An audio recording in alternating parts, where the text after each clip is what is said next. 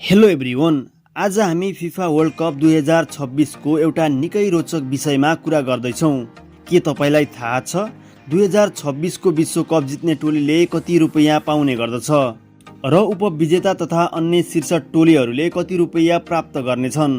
यदि तपाईँ फुटबलको फ्यान हुनुहुन्छ भने हाम्रो यस भिडियोलाई अन्तिमसम्म हेरी साथ दिनुहोला। फिफा वर्ल्ड कप 2026 किन विशेष छ? सबैभन्दा पहिले 2026 को विश्वकप इतिहासकै सबैभन्दा ठुलो विश्वकप हुनेछ। यस पटक 32 होइन 48 राष्ट्रहरूले सहभागी जनाउनेछन्।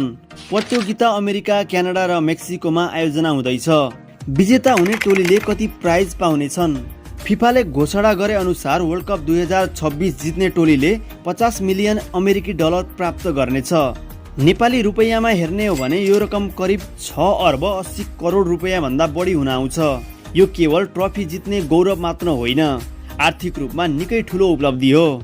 फाइनलमा हार्ने उपविजेता टोलीले 33 मिलियन डलर पाउनेछ। तेस्रो स्थान हासिल गर्ने टोलीले 29 मिलियन डलर प्राप्त गर्नेछ भने चौथो स्थानमा हुने टोलीले 27 मिलियन डलर पाउनेछन्।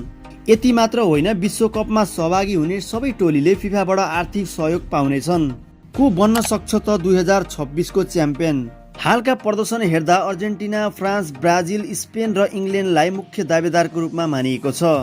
अर्जेन्टिनाले 2022 को विश्वकप जितेको थियो भने फ्रान्स र ब्राजिल सधैँ बलिया टोलीका रूपमा चिनिएका छन्।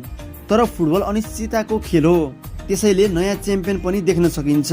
अब तपाईलाई के लाग्छ, फिफा 2026 को ट्रफी कसले जित्ला? आफ्नो भविष्यवाणी कमेन्ट गर्नुहोला। यदि हाम्रो यस च्यानलमा नयाँ हुनुहुन्छ भने हाम्रो यस च्यानललाई लाइक, सेयर अनि सब्स्क्राइब गर्न नबिर्सिनुहोला। हस्त धन्यवाद।